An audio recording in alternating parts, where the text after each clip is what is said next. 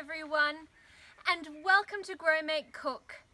This Tuesday was the summer solstice, or the longest day of the year, and it marks the beginning of summer, and it really has gotten hot. This part of Europe has had an unprecedented heat wave for this time of year, and the garden is really showing that. We've had so many things come up and flower, like my echinacea, which is always covered in beetles, bugs, butterflies. Lots of those things that I would normally expect to come up in the heat of summer have really already gotten going, and so we've gotten a bit of an early start on our summer flowers. Bok, I'm Mandy O. This is Grow, Make, Cook, and welcome to my garden. I grew up in Australia in a permaculture family, but after we got married, Mr. O and I moved here to his home country of Croatia. I am a passionate and hands-on homemaker and gardener, and I love life's simple pleasures. So join me on my journey, and together we can learn to grow, make, and cook. This is the fourth week in June, or Lipan. What I've been doing here today is sifting some compost because my very favorite houseplant, my avocado tree, has been suffering, and I think he's actually got a nasty case of chocolate mold, and that's probably due to the lack of air circulation inside, but it also tends to happen when your plants are stressed, and so I think he's gotten quite pot bound. So I think it's time for me to repot him into something a little bit bigger.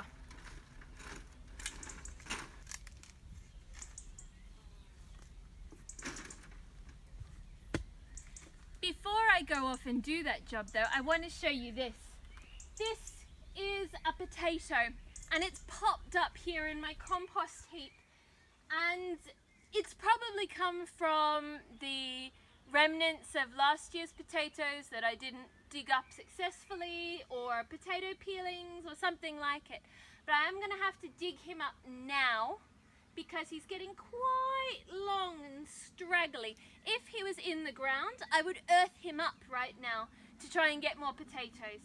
But I think probably today I'll dig him up and take potatoes if there's any good looking ones. But I love a bit of a gift, and it looks like my compost has gifted me potatoes. So this is the pot that I have chosen for my avocado to go in. You can see, oof, it's quite massive, but I really want to be able to give him some nutrients and some food. So I'm popping a broken bit of tile in the bottom, like always, and then I'm just popping a good layer of straight sifted garden compost, the very best my garden has to offer, into the bottom of there. I'm not mixing anything else in there. It's already got little bits of that's eggshell and dried up bits of grass. It's beautiful, and so with all of that nutrient in the bottom, that should get it going. And you can probably tell, look at him, the poor thing, he's all splotchy and unwell. And because I garden organically, I don't want to use fungicides or sprays or anything like that to try and fight it off. I want to try and just boost his health so that he can fight it off himself. So now that that's about right, let's see if I can get him out of this pot.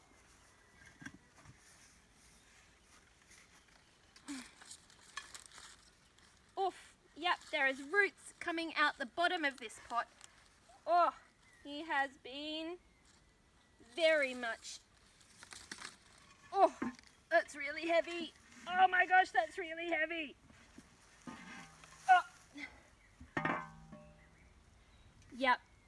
Yeah, that is one very, very pot-bound avocado.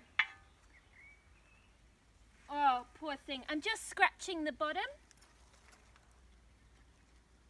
to try and loosen up his roots a bit. Oh. Oof. Okay. Now he's in.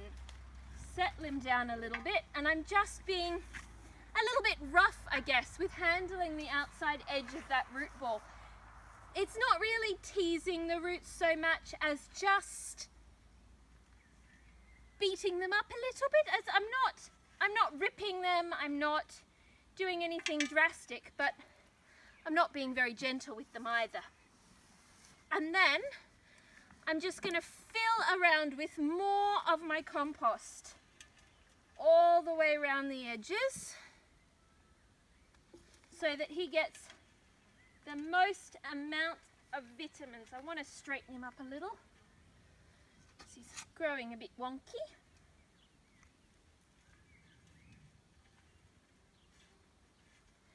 And I'm compressing that down around the edges just a little bit with my fingers, like that, pushing down so that there's no air gaps. I don't want him to self-prune his roots. A lot of plants, in fact most plants, will air prune. So if a root comes in contact with a great big air bubble in the soil, that root will stop growing there. And it'll turn to a different direction, or it basically just stops progressing. It goes, oh, that's air. It must be the end of the bit of dirt that I'm growing in. And so it stops. And what I don't want is him to stop until he gets to the edge of the pot.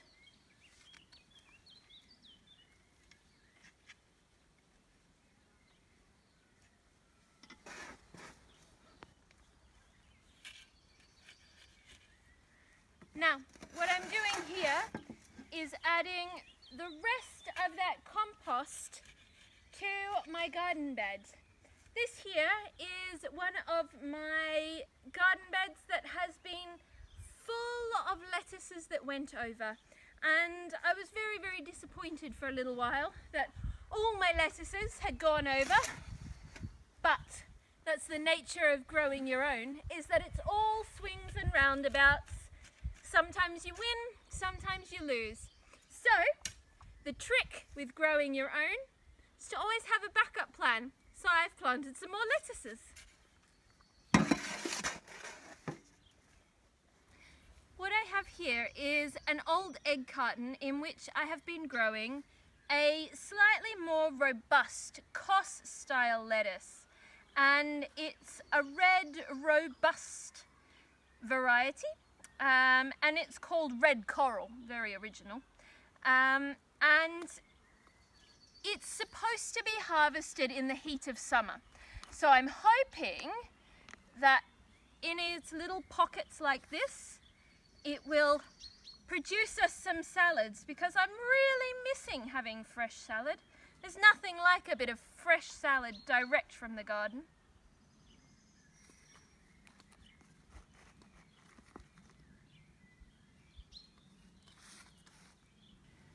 Now, the lovely thing about these is that it gives you something you can just pop straight into the ground.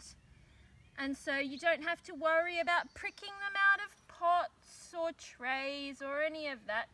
Just the whole bit, the whole cardboarded little piece, all just goes into the ground really, really simply.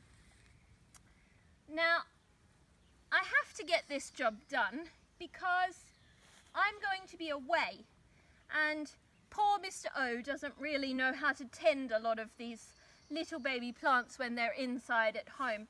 So we need to make sure that everything is getting in the ground this week, because this is the last week I'll be with you in my garden for about a month. We are having a little break. I'll still try and do some updates on what I'm doing while I'm away on holiday. But summer means summer holidays. And so I'm heading off to Australia.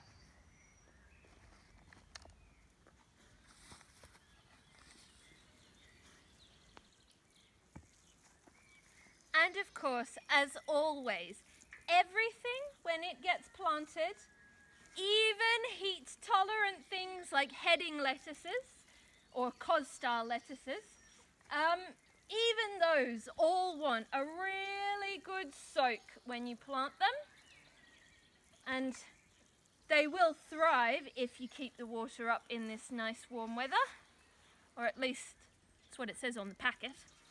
But I think that's probably about all we've got time for today. So if you like what we're doing, please like the video. And if you're new to the channel, please subscribe and use the bell icon below for notifications. Until next time then, in about a month's time I will be back. But until then, do widzenia.